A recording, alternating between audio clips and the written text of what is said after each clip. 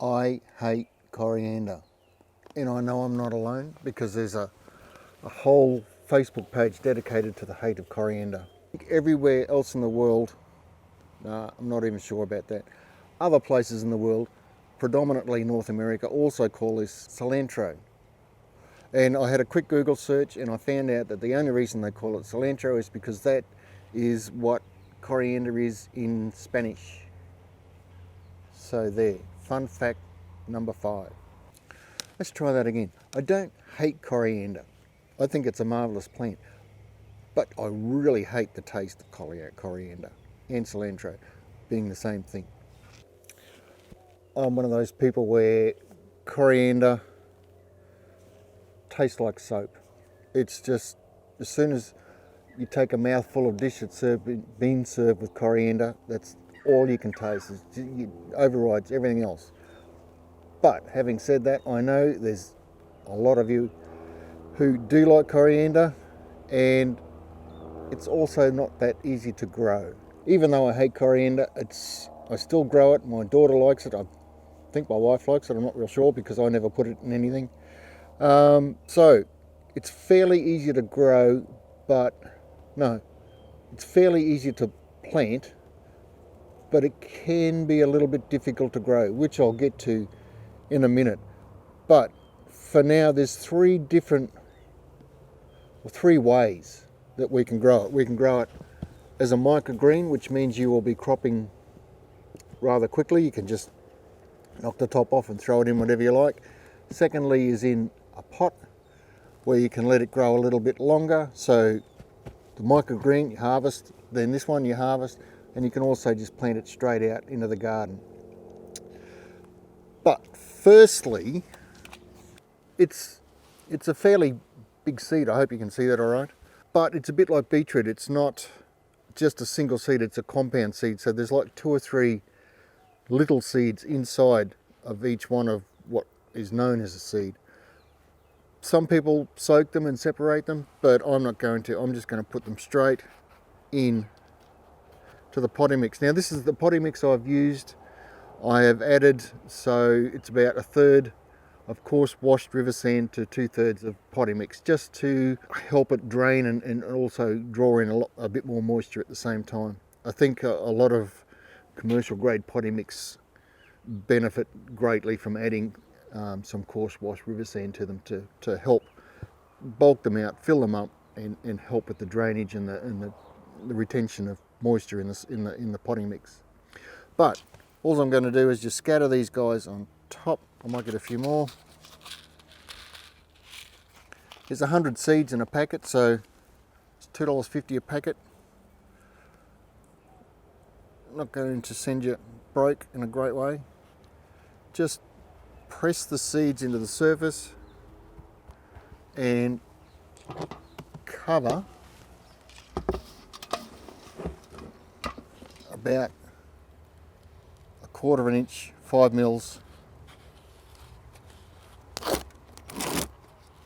and firm down. And that is microgreens. They should be up, I hope, in a week, and you'll be harvesting 2 or 3 weeks after that.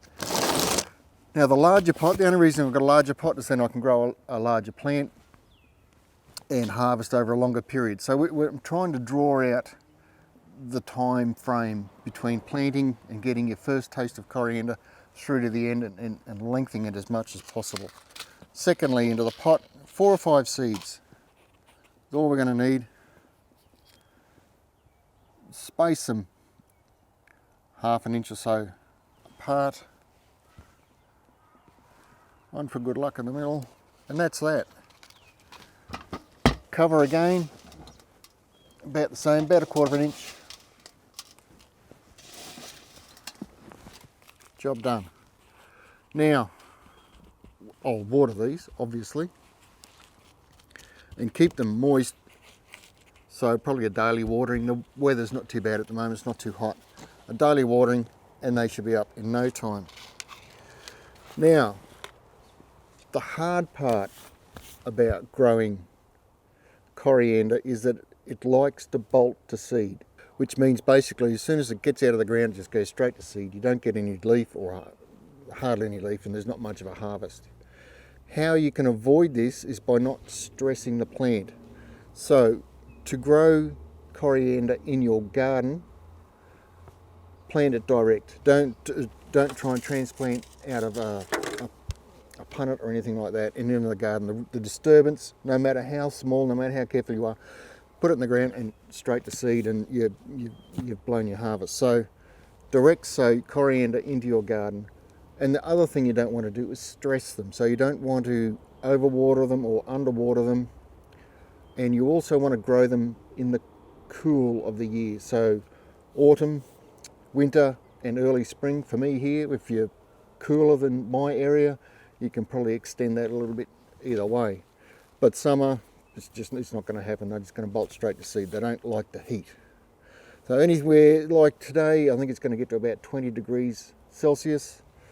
Anywhere from 10 to 20 is a great time for planting coriander, which has meant basically up until this weekend we haven't had weather cool enough to plant, but now I have. I hope that works for all you coriander lovers out there. If I've missed anything and you've got any questions, please leave a comment in the comment section below. I'd love to hear from you. And again, thank you for watching. It means a lot to me if you would consider subscribing to my channel and help this channel grow and help me to make more videos like this. And I'll see you in the next video. Cheers and thanks for watching. Also, I'll leave, did I say that or not? I can't remember. I'll leave a link in the description below for the Facebook I Hate Coriander page. Another tip for growing seed is to get it as fresh as possible. This one here expires on the 23rd, which means it's been fairly recently packed and it won't be old for another 3 years. Yeah, fresh seed germinates quicklier and more readily. I think that's more quickly and readily. Anyway, fresh seed is best, or as fresh as possible. If you've got old seed, just mix it all up and throw it in the garden and you can use it as a green manure if you like. There you go.